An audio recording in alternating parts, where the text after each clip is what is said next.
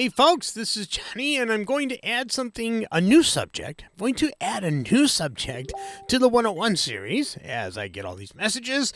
We're going to take a look at some MIDI tips today, and I got a good question, and I thought a video would be appropriate for this. Understanding the record mix and record replace.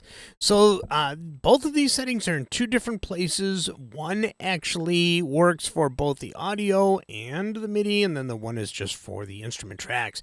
So I'm going to show you how those actually work, and maybe even a couple of other tips on actually combining MIDI tracks.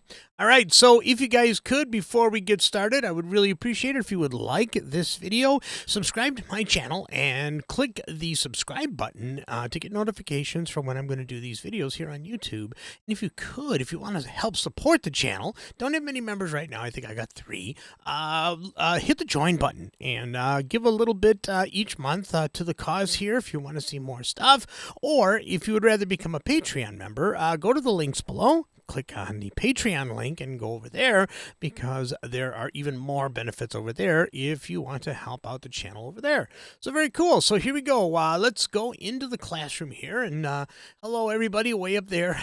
I've got the camera on a really high stand here because I'm doing some other videos and stuff for some people where they want to see the studio as I work. All right, so if you look at the screen that we have right here, I have this song that I've been working on for the last couple of videos. It is all MIDI, or all instrument tracks. All right, so now what I've done is I've taken some of the fills out of the drum track. So let's go ahead and really expand that just like that. And I think if I do that, oh yeah, it's going to go back. So let me go ahead. And what I want to do is I want to add a little bit of fills to this. Now, there's a couple of ways, a couple of really cool ways to actually add fills to a very straight and basic MIDI track or MIDI drum track. So the first thing that we're going to do is we're going to take a look at the record panel, which is right here. And this record panel is accessible by clicking the little cogwheel right here. If you hold your mouse over it, it says record panel, or you can use the, what is that, shift option R. So if we click on this, you can see this little panel opens up. Now, this is really nice when you are actually doing things on the fly and you want to change things real quick. If you are not a keyboard shortcut guy like I am not, I am definitely a mouser.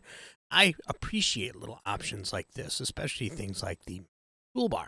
All right, so the two settings that you want, if we wanted to add fills to this already existing MIDI track, there's a couple of ways to do it. If you want to add it to the same track and just record along with the track that's playing, we're going to do record mix, and you do not want to click replace. You want to make sure that replace is off. So we're going to click on record mix. Now, here is the MIDI track, and right about here is where I want to put the fills. It's already got a couple of toms in there, but we want to make it a little bit more extravagant. All right, so I'm going to go back to this point right here to give myself a little bit of time. And I'm going to actually start playing probably right around 5 here. So now if you're into more quantized type of drums, I usually go ahead and I hit input quantize, especially if I'm just kind of playing out of nowhere. So what that's going to do is going to be able to sync up my hits exactly to the tempo. Just like that. So those are the sounds that I'm going to use. And let me see here. We got the input quantize on. And we are quantizing at 1/16. So that, and you can choose if you want to do a really fast fill, or if you just want to keep it basic, we're just going to go with 1/16 right there. All right, so there we go. So let's see how this works. I've gone back to here. I'm going to hit the record button. Watch what happens.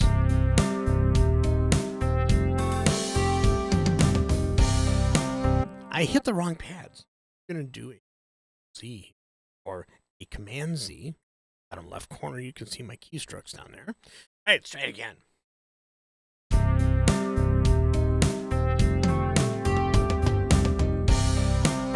All right, so there we go. I added a couple of toms. So now I also want to add a couple of snare hits.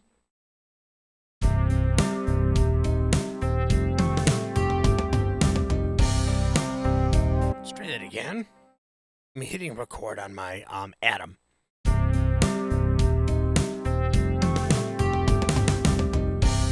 Okay, you could hear that I was really off on one snare. I did that deliberately so you could see how the input quantize set at 1/16 fixes that.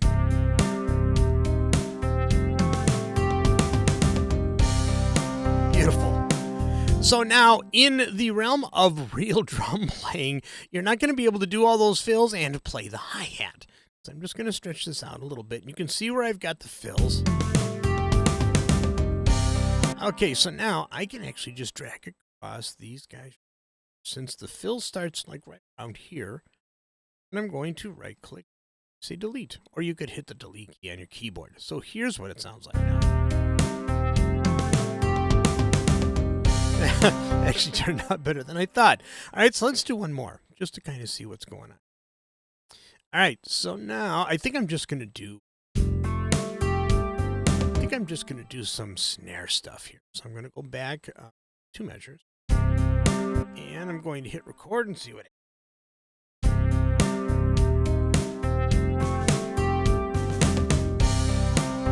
All right, I did some really fast stuff. I'm not sure if it recorded. There you go. Not bad. Let's add a couple more. Toms in there.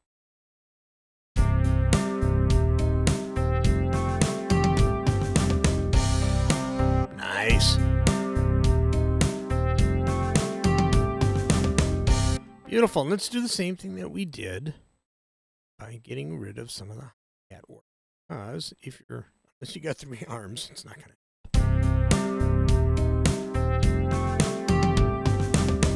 Ooh, I want to add a kick and a crash. Let's see. Let's see how that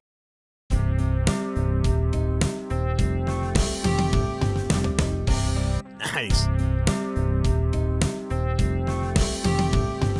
Ooh, I think I'm going to 2 snares and replace them. Oh, actually, I can move my kick or move them up in this case.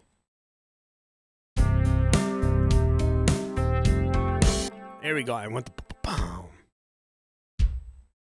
So I just turned up the velocity on those kicks.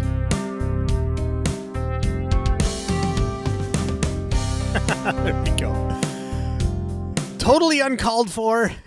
I think it kind of takes away from the whole rhythm, but you guys get the general idea. All right, now that's record mix. Not replace, record mix.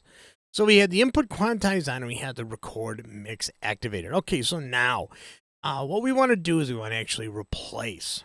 So now with this here, you can leave this on. You don't have to go to record takes. You can if you want to. Now what this should do, this should actually remove the fills that I have when I hit record. So let's see if I go ahead and I hit record and do a fill.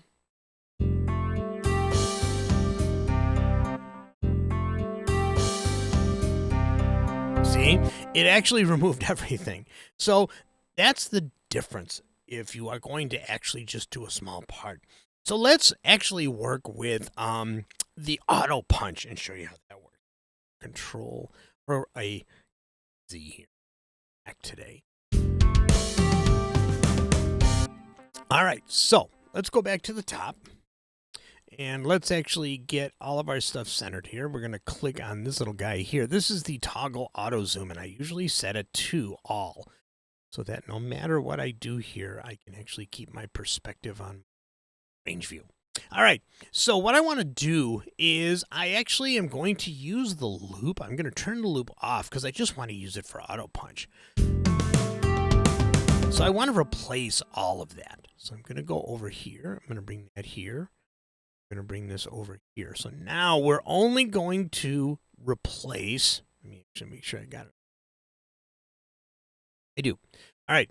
So I'm going to start the playback here. And then I want the auto punch to just punch in, and I'm going to use the record replace because it's going to replace this whole section as I play the pads. So let's go ahead down here, show you how this works. Down here, and we're going to actually turn, let's pre-roll, auto punch. So now auto punch automatically punches in between the loop zone that I have selected up here. There, just like that. So let's see how this works.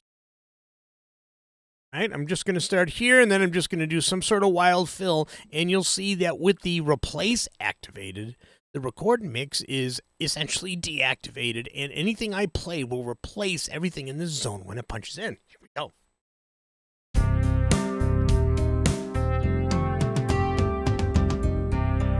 Okay, so I went a little too far, but I think it actually worked. There you go. I didn't go too far, so we're good. So you could see here that it punched out right here at the end. I'm going to do one more time. Z and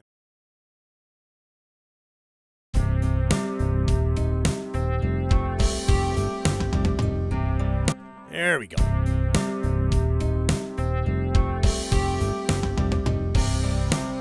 Just like that. It's a horrible fill, I know, but you guys can see the difference between the record replace and the record mix. So remember, you can't really turn this off, and you don't want to go into any other of these. Otherwise, you'll undo the loop that you just did, or you'll undo all the loops that you did. You don't want to do that. So if you want to go from record mix for your MIDI to record replace, it's easy by just activating the replace. When you want to go back to the mix, then we can actually turn off the replace, and now I can fix this here.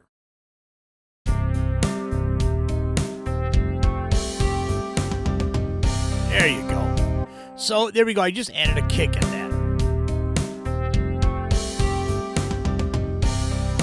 All right, so now let me show you one more way to actually overdub. Now, some people do this just because it's easier.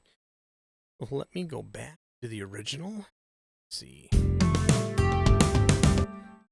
I'm just using the undo option here to get all these fills out of there. Dun, dun, dun, dun. There we go. Oh, we still have some time.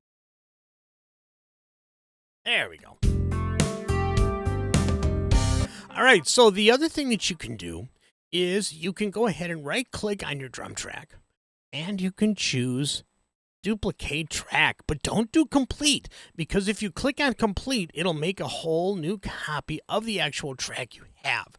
So if we just say duplicate track, it associates it with the same VST instrument, yet it opens up a new MIDI track for you to record. So a couple of things that we can do here. If you just want to add to the existing, it's as simple as actually clicking on record and then doing your fill.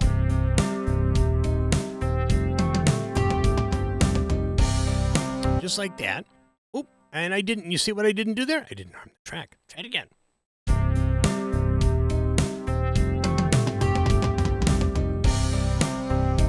There we go. So now, if you want to just combine that with what's here,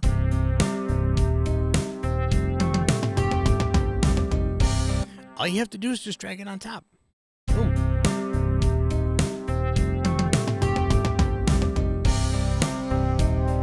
Now, let's actually undo. Let me see what happens when we do replace.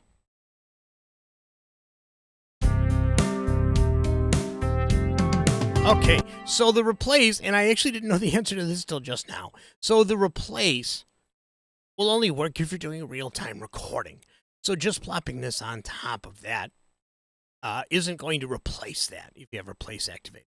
All right, so now you've actually moved this up here. You like what it does, but what you don't like is you don't like the different color of the MIDI events.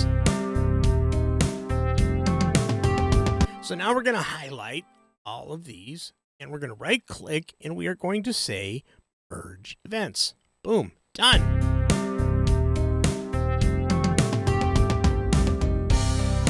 And that's it. So those are the different ways that you can actually take some MIDI parts, either record your new inserts on a separate track or use the record mix option in order to basically overdub all of your MIDI onto the same track. A lot of people like to keep the MIDI track separate. Other people like to have the consistent MIDI track so that everything lines up and you just have one view to deal with. You can even take a look at this MIDI track here, or this instrument track. You can even look at it with a regular piano roll view, which a lot of people like to do. I am pretty partial to this view, although I have really gotten used to using this view here because it's very, I came from Cubase way back when, and this is very Cubase-like. It's not the diamonds, it's just the triangles. So it actually works out really well for that view. All right, that is actually going to do it for this video here. So I hope you guys got something out of all this. A lot of this stuff can make your workflow go a lot easier and a lot quicker if you're doing a lot of stuff simultaneously. If you're working with all MIDI tracks, it can really help that as well. All right, cool. So I will see you guys all in the next video.